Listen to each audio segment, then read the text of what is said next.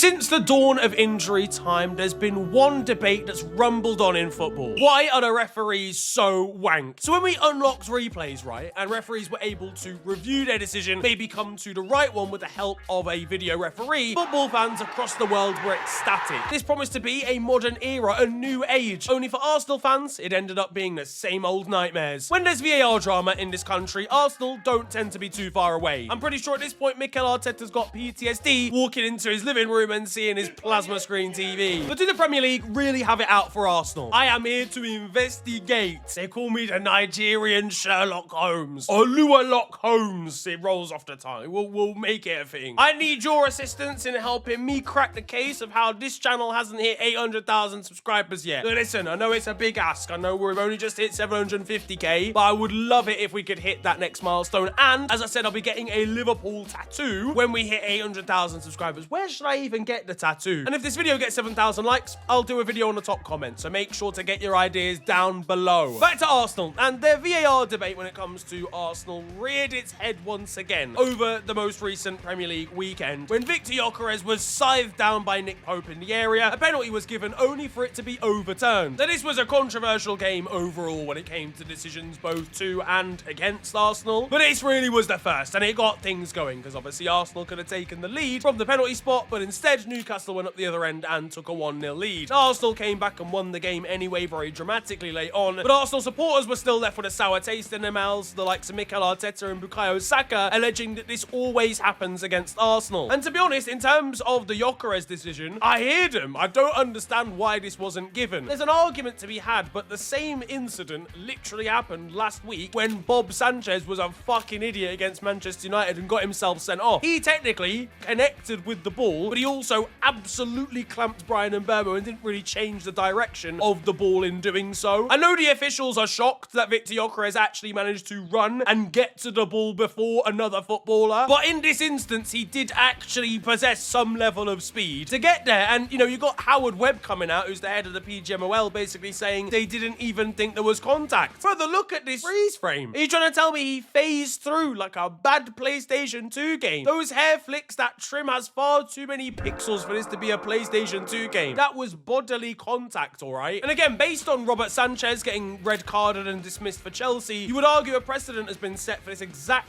type of foul or exact type of challenge to the point where even if you disagree or you think it's a little bit techie, it's not a clear and obvious error to have given it in the first place. Now, there were other decisions in this game. Gabriel's handball, for example, which Newcastle fans were annoyed about. The reason why this wasn't a pen in the laws of the game is because it came off Gabriel's foot first, allegedly. I don't think there's that much evidence for that, I'm not gonna lie. If you really slow it down and it's freeze frame, whatever, it just looks like they made contact at the same time and it's kind of spilled up into Gabriel's hand. So I guess, again, it's not a clear and obvious error, but to me, I think that could have been a pen. Like, his hand is not in a natural position at all. It struck him right in the arm. I would be annoyed if that wasn't given in my favor. The reason they're given makes sense, I just don't know if it's true. That's better goalkeeping than Manchester United have seen all season, all calendar year, and it's not even resulted in a penalty. He gets 3 bonus points on FPL for that save. Give that man the golden glove right now. And whilst we're at it, another Brazilian thinks that he's playing volleyball on the beaches of Rio de Janeiro because Bruno Guimaraes. How was this not deemed a handball? Honestly, at this stage, I don't know what the handball rule is. I know a pen's given if your hand's not in a natural position, but like, what equates to a natural position? Like, it bounces off something differently, or what's the distance? And it just feels like they make it up as they go along, genuinely. I've given up even trying. You can't do this stuff with Arsenal fans, you know. They've got unlimited withdrawals of memory, yeah? They've got banks on banks in there. They can just think back to the 67th minute of a game that happened in mid-February on a Wednesday in 2005 and pinpoint an offside that shows you the entirety of the Football Association is corrupt. Then there was the Gabriel elbow on Nick Voltemada, which he refused to shake Gabriel's hand over. Why didn't you just shake the hand, bro? If you'd done that, Gabriel doesn't score. You put Juju on your entire football club and every Greg's in the local area. This 100% should have been flagged up. Yellow card at least. You can't shove someone in the face like that. Newcastle fans raging as soon as someone does something to their player that their own players have been doing for about 2.5 years now. Bro just watched what Bruno Guimaraes did to Jorginho a couple years ago when he GBH'd Jorginho in the back of the head. Speaking of Arsenal versus Newcastle and speaking of that game, fam, one of the most controversial VAR games of all time has got to, of course, be when Newcastle beat Arsenal 1-0 in the Prem. The goal,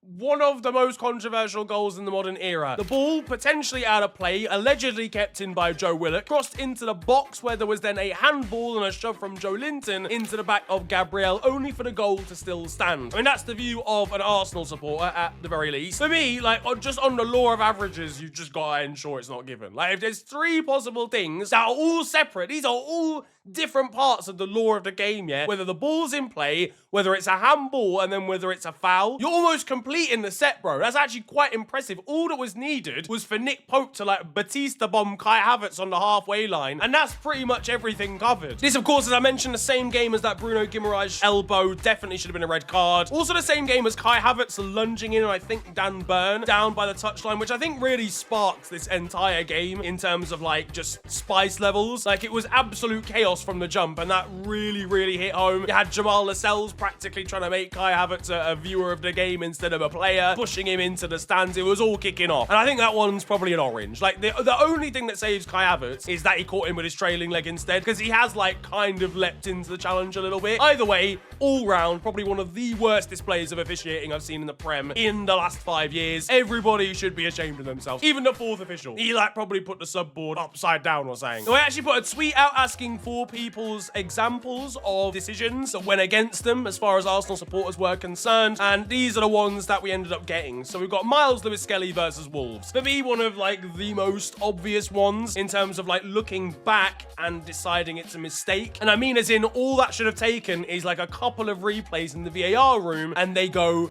yeah, no, that's bullshit, Michael Oliver. That's obviously not a red card. Now, for those that don't know, the PGMOL, they have themselves, who are like a body of former referees, and they also have like an independent KMI panel, which basically decipher whether there's errors. It's very weird, though, because some of these are like deemed errors by the KMI, but because they're not deemed errors by the PGMOL, they don't actually come up as official errors or mistakes. It's a little bit bizarre, and it makes like finding data for errors a little bit difficult. But either way, this one was acknowledged by the KMI, and it should have been a yellow. I actually almost understand the reason it's been given as a red, because it's like they say if you don't even try and get the ball and it's cynical, it's a red card no matter how bad it is. But that just obviously wasn't the case. It's just a tactical foul. Like, it started like a little bit high up his shin, but he's not gone studs up or anything. It's just a yellow card. Thankfully for Arsenal, they ended up winning the game, but definitely, in my opinion, a stupid decision here. Another one that got requested quite a lot was Brentford's goal back in the 22-23 season, where there was an offside in the build-up and it wasn't given. This one, quite literally, yeah, get ready for this. The VAR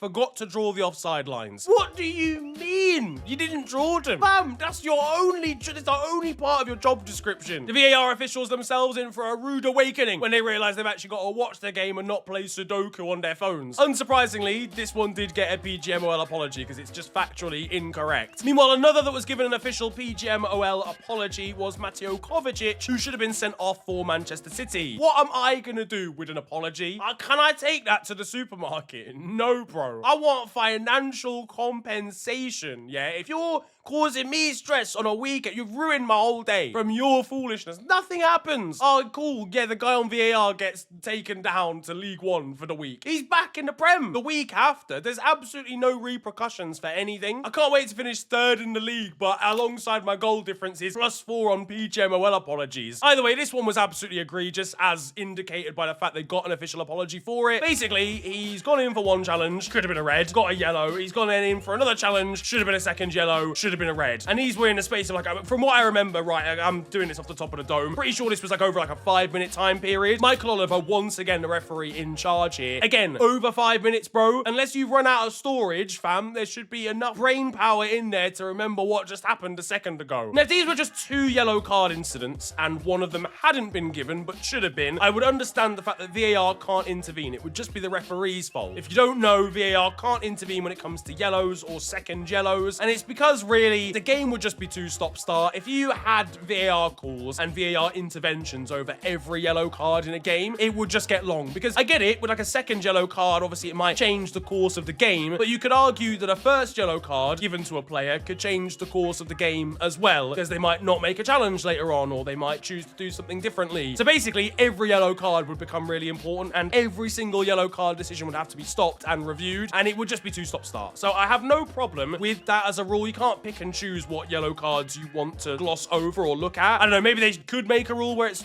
you know, a second yellow, they do review it. But either way, it gets a bit like murky. You get into muddy waters there. The main actual issue is that one of these challenges is just a red card offense. Forget about the whole second yellow thing. The one on Odegaard is a red. The fact that that has been checked, looked over, and decided to keep the yellow is absolutely crazy behavior. And decisions like these were making, you know, Arsenal fans feel like there was an agenda against them. I can't lie to you, the PGMOL were one bad decision away from receiving a package from Mikel Arteta in the post. And you know what he's like, bro. If the fucking football isn't pumped up to like 16 kilowatts of energy, he's gonna blame that for the reason that they've not won a game. The controversial decisions continued. We had Gabriel Martinelli's disallowed goal against Manchester United back in 22-23. Arsenal would have gone 1-0 up with this, but a soft foul from Martin Odegaard was given on VAR overturn in the build-up. To be honest with you, right, this is going to sound a bit controversial. I'm surprised this is one of the ones they actually got an apology for. This feels like a bit more subjective. I don't think it's a foul. I personally think it's wrong. But there are others on this list that are way more egregious than this one was, in my opinion. Like, I could honestly, I think it's soft, but in Europe, for example, I reckon that gets given as a foul if it happens in normal play. What I do think was far more egregious was William Saliba's clash of heads, basically, with a Brighton player, Joao Pedro, going down, and they win a penalty from it. This is just absolutely categorically wrong, and I don't think it was ever actually, like, officially accepted as wrong by the PGMOL, and that's why it's, like, difficult to, you know, kind of balance up numbers and stats alone, because sometimes what they perceive as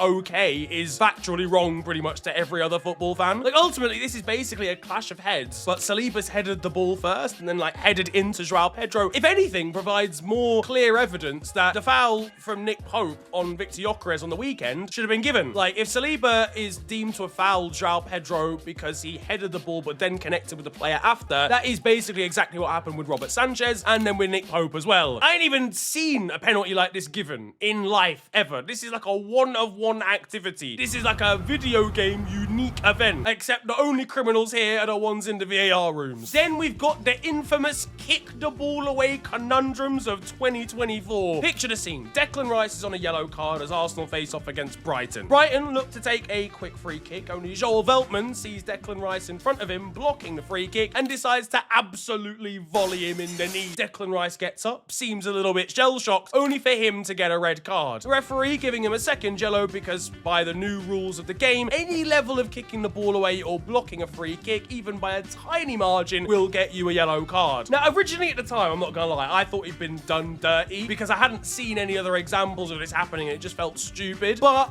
the more time goes on, I just think Declan Rice was being a fucking idiot. I'm not gonna lie, like, why risk it? There's a few instances with Arsenal, right, where, yes, the decision is a bit skeptical and we can have a discussion about it, but they're brought about by, like, foolishness. Like, why would you even try? Like, why would you do that and make the referee probably make the wrong decision? Just don't even give him the opportunity to fuck things up for you. Declan Rice didn't need to do that. I think Veltman should have got a yellow card because he's kicked him, ultimately, but Declan Rice did stop the free kick from being taken on purpose. He didn't accidentally end up there. He intentionally got in the way of the ball. The Leandro Trossard one that then happened just a couple of weeks later against Manchester City, I think is a lot more debatable. I think that's actually, ironically, the worst one. There was just not enough time between the ball being kicked away and the referee's whistle being blown. I think that was harsh. And I think, ironically, actually called a bit of an end to that type of decision for a while. I think Arsenal fans were very annoyed that there were certain players kicking the ball away and then not being yellow carded. I think the referees themselves went back, saw these decisions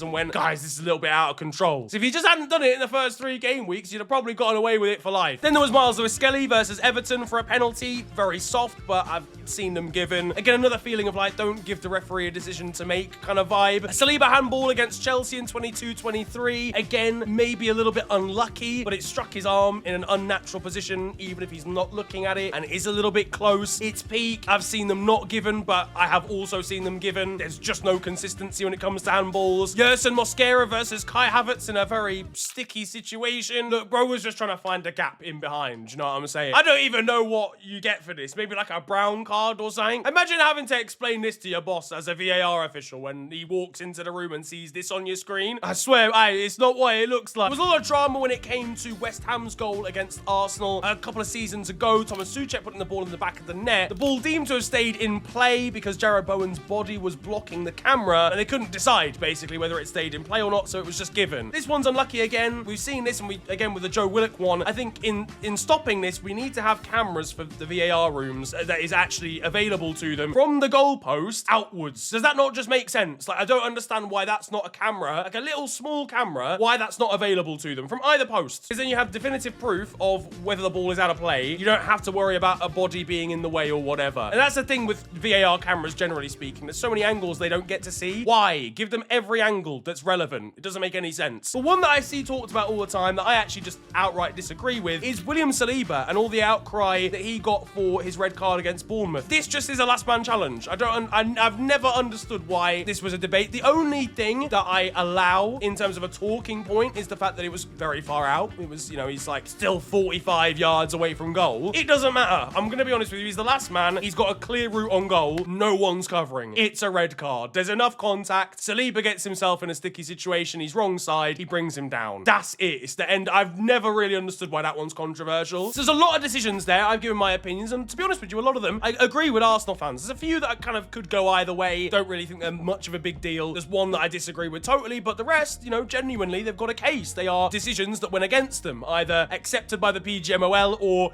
accepted by everybody. So what do the stats actually say about this? Now, as I said, the PGMOL are a little bit selective sometimes with the things they actually say they are at fault for. So take these with a little bit of a pinch of salt. But in terms of just pure apologies up to the 2025 season, Liverpool and Brighton were both sat on 3. Then it was Arsenal who were sat on 2 alongside Wolves, with anyone else having received an official apology sat on 1. It's worth noting though, Liverpool had 2 in their favour, whilst Arsenal had only had 1 in their favour, basically making a net -1 for both. Again, these are just the official ones though. These don't include Lewis Skelly against Wolves on Wikipedia. They don't include Jared Bowen, his like disallowed goal when he has somehow fouled Edouard Mendy against Chelsea, and a few others, right? Also, I just want to say Wikipedia is not usually my source. I just thought I would actually get like a collated table of them all, just like for stats. I didn't get that. In essence, it's a little bit difficult to truly work out how many VAR apologies or things have been gotten wrong, because A, some of them are subjective, and B, it's kind of shrouded in a little bit of mystery a lot of the time. I think referees just don't like to acknowledge that they're wrong. Dermot Gallagher, I want to slide tackle that man in his own living room for the damage that he's done, just agreeing with every referee all the time on Sky Sports. So let's take a look at the 24-25 season, right? That's the most recent one. For the 24-25 season, according to official VAR mistakes, Arsenal sit at a net loss of like -1. Basically, one decision went against them that shouldn't have done in comparison to one decision that did go in their favour. That would actually sit them above Aston Villa, Crystal Palace, Fulham, Manchester United, West Ham, Bournemouth, and also Brentford. This is decisions only and not points though. So that's just simply mistakes, all right? But in terms of things that went against them, in terms of like a goal they scored but it gets chalked off, or penalty that's given to them but gets chalked off, there were 7 events that went against them and for the opposition, and only 1 that went in their favour. Now again, these might be things that are objectively right, like an offside, which is very clear cut, or a penalty that just shouldn't have been given, but it is kind of crazy. The only team that's below them for that, in terms of their score being like a -7, is Bournemouth, who are like 1 below. When you take out offsides or the ball being out of play, things that are very sort of on the line, they actually rise up, to be fair. They rise above Nottingham Forest, Southampton, and Ipswich, with similar numbers to the likes of Chelsea, Everton, and Liverpool. So generally speaking, right, what I would say is they're not like has to drift away from like loads of clubs. They're not even necessarily that far away from other big clubs like Liverpool, for example, that we get called all the time, or Chelsea. The problem is all of these tables, they tend to be quite down towards the bottom, which means they're getting stiffed a little bit. But if they're getting stiffed a little bit in all aspects, and that's gonna add up. Even in terms of referee mistakes rather than VAR mistakes, they are down towards the bottom of the table as having been affected more negatively. I'm not gonna lie, when I went into this video, I had a preconceived opinion that Arsenal fans were not overreacting, because they do get done dirty sometimes, but ultimately there's no corruption, okay? There's nothing going on, right? But then I saw the 6-year VAR net score. Chelsea are 3rd bottom of all the teams that have been present in the Prem during that entire 6-year run. So that means that they had 3 more decisions go against them than for them over a 6-year period, right? That's why the net score is -3. Again, not necessarily wrong decisions, but there are more decisions that didn't favour them than that did favour them. Next below them is Arsenal. Do you want to guess what Arsenal are on in comparison to Chelsea and the rest of the teams above? -12. We go from -3 to -12. Again, this is the number of decisions rather than just points, yeah? That is a very, very big difference across the course of 6 years. Now, in fairness, Arsenal weren't exactly challenging for titles during this entire 6-year run. They were challenging for a title last year, vaguely. They were then challenging against City for 2 years. But then the 3 years before that, they weren't really challenging. So we can't really talk about, oh, the FA are stopping them from winning Premier Leagues because they weren't even in those title races for 3 years. And so you're probably thinking, yo, corruption, man. Arsenal, the FA don't want them to win things. And I would maybe agree if they were actually bottom of that table. Incredibly, Wolves are significantly further below them, sat at -18. Now, I don't need to tell you that Wolves have no skin in the game, right? When it comes to like anything of like any nature, unless the PGMOL have all visited Wolverhampton and all decided it's fucking shit, there really is no reason for them to be siding against Wolves during that. It might just be bad luck, but it's a lot of it, and -18 is significantly worse than -12. Factor in the fact that Arsenal have had some very favourable decisions go in their favour. You know, we're talking about Thomas Partey could have been sent off in a game against Brighton. That was an official PGMOL apology. Martin Ødegaard's basketball against Liverpool is honestly one of the most egregious VAR decisions I've seen in the Prem, and it's not even because it's Liverpool related. We didn't have any skin in the game that season either. William Saliba could have given away a penalty against Manchester United just this season after slicing through the back of Matheus Cunha. So Arsenal do get favourable decisions as well that are definitely wrong in their favour. And again, the -12 is to do with just whether something got you more goals or less goals in a game. It's not necessarily indicative of a mistake. Only a third of those might have been official PGMOL errors. But either way, what I think my overall conclusion from this, right, is that Arsenal fans, am I going to sit here and say that the Premier League's corrupt and they're trying to stop you from winning the league? No, I'm not. I'm sorry. I can't get on board with that. And it's purely, I just don't really see what reason the Prem would. I wouldn't give a fuck if Arsenal won the league. I'd rather they didn't, because I'd rather Liverpool win the league. But apart from some really fucking annoying Twitter fans that are Arsenal supporters, I don't think there's really anything that changes in the world of football that differently to a referees association if Arsenal do end up winning it. There's been more than enough teams that have won the Prem over like the last 10 years to indicate there's not some crazy corruption scandal where certain teams are stopped from winning stuff. And again, you know, if we're looking at that table, the higher corruption that we need to sort out first is against Wolverhampton Wanderers. But my point is, for sure, Arsenal supporters, if you're feeling hard done by VAR time and time again, people are telling you, stop crying about it, bring up these stats, because you have been done dirty. I'm not gonna lie, that's the main point of this, is I am actually showing some empathy and sympathy to Arsenal supporters, because VAR is a fucking shambles. And that's the main conclusion. I can't remember what the phrase is, but it's to do with don't assume evil when the answer could quite obviously just be incompetence. And that, ladies and gentlemen, is what it is. VAR in other countries and in Europe works absolutely fine. As soon as it arrives in England, it's as incompetent as ever. And that tells you about the people that are running it and the people that are in charge, the people making the decisions. Ultimately, they're not up to scratch. We see absolutely shambolic decisions every week against different teams and 4 different teams. At this point, every club in the country thinks they have a VAR agenda against them. And whilst the numbers do suggest that Arsenal have been criminally unlucky, slightly less than Wolves, but still unlucky, what we need to call for is better decision making. Whether that be less cooks in the kitchen or a better system for actually making decisions, something has got to change, because there is only so many PGMOL apologies that can paper over the cracks. But what do you think, specifically Arsenal fans? Do you think I'm right? Do you think there is corruption going on in the Prem? Let me know down in the comment section below. If you have enjoyed this video, feel free to slap a like on it, and of course subscribe if you are new to the channel. You can also follow me on social media. It is at the official FNG on Twitter and on Insta. It's been a pleasure ranting at you guys today. Have a wonderful day, enjoy yourselves, and goodbye.